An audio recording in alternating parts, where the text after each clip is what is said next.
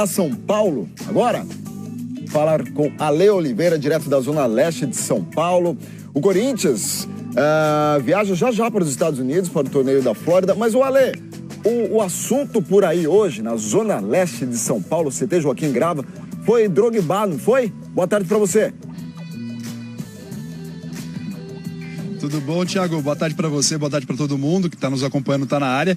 É um assunto não só aqui no CT do Corinthians, mas tomou conta das redes sociais. Os corintianos ficaram muito empolgados com a possibilidade de ter o Drogba como reforço para a temporada 2017. Ontem, aqui no Corinthians, teve uma reunião entre o departamento de marketing do Corinthians com o departamento de futebol, para conversar com o presidente do Corinthians, Roberto de Andrade. E daí chegaram num consenso que é possível sim contratar o Drogba.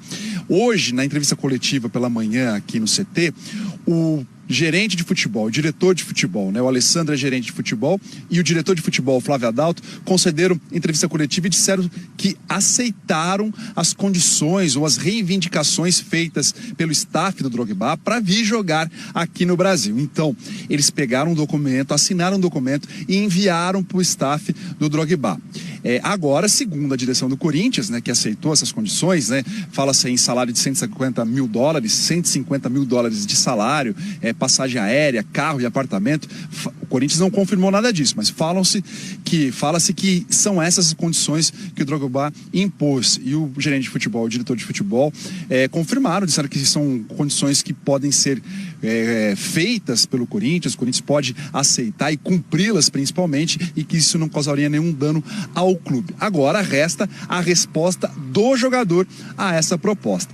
Saiu em entrevista num jornal francês que o agente do Drogba diz que não conhece nenhuma negociação envolvendo o Corinthians. O Flávio Adalto fez questão de salientar que o Drogba tem vários agentes, não só um que está na Europa, mas tem um nos Estados Unidos, né, que acompanha ele. Então é mais de um membro do staff que faz parte da carreira do Drogba. Então, nos próximos dias deve ter algum passo a mais nessa negociação, mas existe sim um contato corintiano com o Drogba. Não tem ninguém nos Estados Unidos, o Drogba joga nos Estados Unidos, para conversar com ele. Tudo feito por documentos via internet. Então. Mas o Corinthians viaja amanhã para a disputa do torneio da Flórida. Amanhã à noite, chega de madrugada nos Estados Unidos para começar uma parte de treinamentos para fazer parte desse torneio da Flórida. Hoje, pela manhã, o Fábio Carille fez pela primeira vez um treino mais coletivo e colocou um time titular em campo, viu, Thiago? Então fica assim o time titular do Corinthians nesse primeiro treino.